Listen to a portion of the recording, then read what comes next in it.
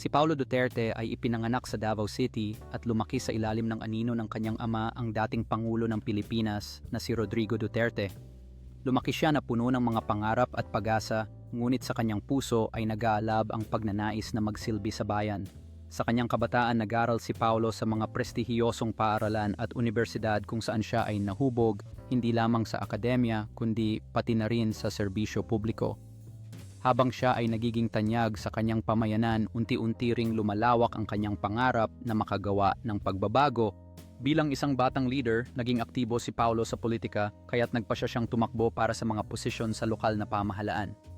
Sa kabila ng mga hamon at pagsubok, hindi siya nagpatinag at patuloy na ipinaglaban ang kanyang mga prinsipyo at advokasya.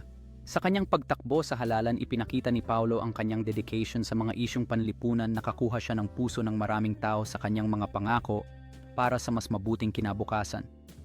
Habang lumalakas ang kanyang suporta, naharap siya sa matinding kritisismo na nagmula sa mga kalaban sa politika.